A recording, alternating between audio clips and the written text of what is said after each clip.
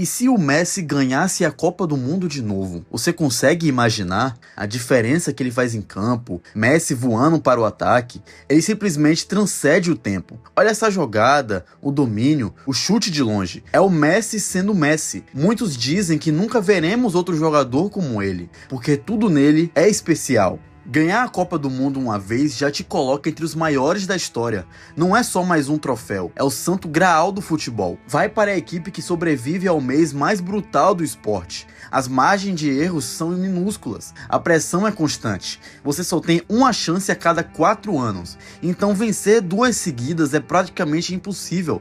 Só 2 times conseguiram isso, a Itália em 34 e 38 e o Brasil em 58 e 62, e a última vez foi há mais de 60 anos. O futebol moderno foi feito para impedir que a mesma equipe vença seguidamente. O primeiro problema é o intervalo de 4 anos. No futebol de clubes, você se reinventa a cada verão, compra e vende jogadores. No futebol de seleções não é assim. Você fica preso ao mesmo grupo de jogadores. Eles têm pouco tempo juntos, e quando a próxima Copa chega, seus melhores atletas estão mais velhos, cansados ou machucados. Além disso, quando você vence, você perde o elemento surpresa. A Espanha, por exemplo, venceu em 2010 dominando o mundo, mas caiu na fase de grupos em 2014. A Alemanha levantou a taça em 2014 e caiu na fase de grupos de 2018. A França chegou muito perto em 2022, mas não conseguiu finalizar o trabalho. O jogo hoje é mais rápido, mais organizado e muito mais físico. Os jogadores chegam ao limite, atuando em mais de 60 partidas por ano com quase nenhum descanso.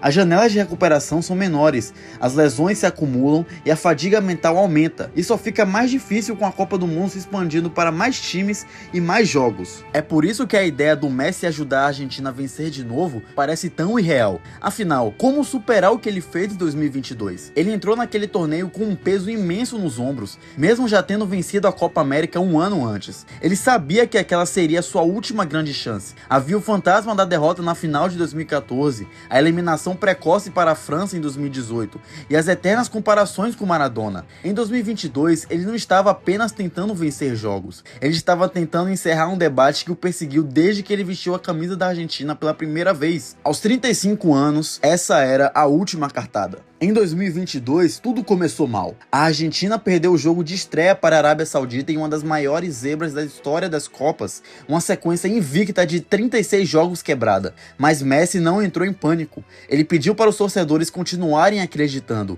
E depois disso, ele entregou uma das maiores campanhas individuais que já vimos. Seu gol contra o México mudou a história do jogo quando a Argentina estava contra a parede. Nas oitavas contra a Austrália, marcou um gol lindo, o seu primeiro em jogos eliminatórios de Copa. Nas quartas contra a Holanda, ele tirou da cartola uma assistência genial, sem olhar, e depois ainda marcou e converteu seu pênalti na disputa final. Na semifinal contra a Croácia, mais um pênalti convertido e um drible desconcertante no melhor zagueiro do torneio, Gvardiol. E então veio a final contra a França, o caos puro, provavelmente o melhor jogo já disputado na história. Messi marcou o primeiro gol de pênalti, Di Maria ampliou com uma pintura. Parecia a vitória fácil, mas Mbappé empatou em 2 minutos. Na prorrogação, Messi marcou de novo no minuto 108, mas Mbappé fez o terceiro dele para empatar e fomos para os pênaltis. Messi marcou com frieza, Dibu Martínez fez a defesa de sua vida e finalmente a Argentina era campeã do mundo. Messi chegou ao topo da montanha com números absurdos, 7 gols, 3 assistências e o prêmio de melhor jogador, a coroação do maior de todos. No segundo em que o Messi levantou a taça, toda a pressão evaporou. O debate de quem era o GOAT acabou. A comparação com Maradona chegou ao fim. Talvez seja por isso que ele não quer se aposentar ainda. Ele não está mais perseguindo o legado.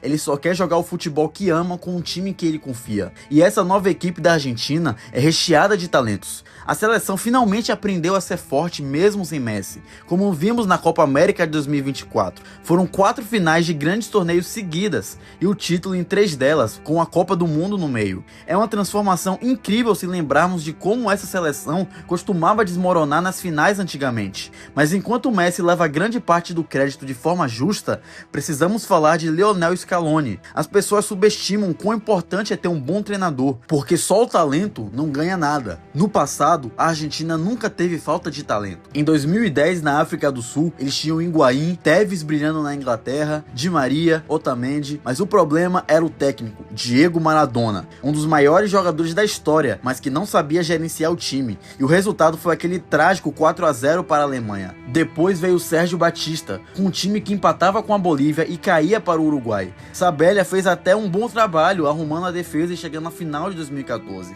mas os anos seguintes com Tata Martino e Jorge Sampaoli mostraram que só talento não resolve. Ter o Messi te coloca perto do troféu, mas para cruzar a linha de chegada, você precisa de um bom time e de um bom comandante. Após o fracasso de 2018, Sampaoli saiu e a Argentina estava totalmente perdida. Acharam até que a era do Messi tinha acabado. A Argentina precisava de um recomeço, e Scaloni era um homem que ninguém esperava que fosse liderar a seleção principal. A imprensa argentina riu da escolha. Afinal, ele não tinha experiência prévia, mas eles estavam muito errados. O seu estilo 4-4-2 funcionou. Ele colocou jogadores atléticos e batalhadores ao redor de Messi, para que o craque pudesse conservar a energia. Com Depou, McAllister e Molina correndo por ele, a equipe ficou incrivelmente sólida. A prova maior disso foi a vitória por 1-0 sobre o Brasil em pleno Maracanã, na Copa América. Eles quebraram um jejum de 28 anos sem títulos no quintal do maior rival. Foi essencial. Foi a faísca que acendeu a confiança de uma equipe que se tornou imparável. Naquela noite histórica, com aquele golaço inesquecível de Di Maria encobrindo o goleiro,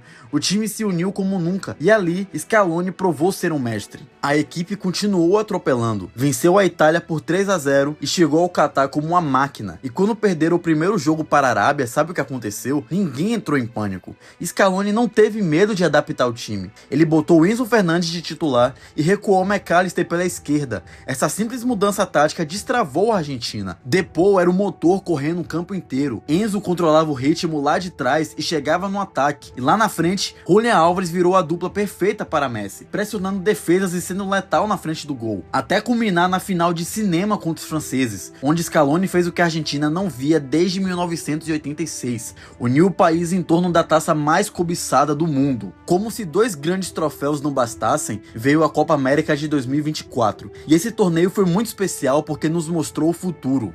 Scaloni consolidou um sistema que vence até quando o Messi não pode salvar o dia. Ele não estava na sua melhor forma no torneio, e inclusive saiu chorando da final, lesionado no tornozelo. Mas sob o comando de Scaloni, todo mundo assumiu a responsabilidade. Lautaro Martinez saiu do banco e resolveu na prorrogação. Nas eliminatórias, sem Messi em campo, a Argentina já havia dominado o Brasil por 1-0. Esse time consegue punir o adversário de todos os lados. Sem o Messi, eles podem marcar por pressão ainda mais alta. Têm a posse de bola, mas também sabem ser extremamente verticais. A mentalidade desse grupo é assustadora, lutando por cada bola solta. Eles não têm só habilidade pura, mas adoram um trabalho sujo. Olhe peça por peça. No gol, o monstro dos jogos mentais, Dibu Martínez, uma parede em que o país inteiro confia nas horas cruciais. Na zaga, a agressividade pura de Cristian Romero e a firmeza gigante de Lisandro Martínez, que não perde uma dividida sequer.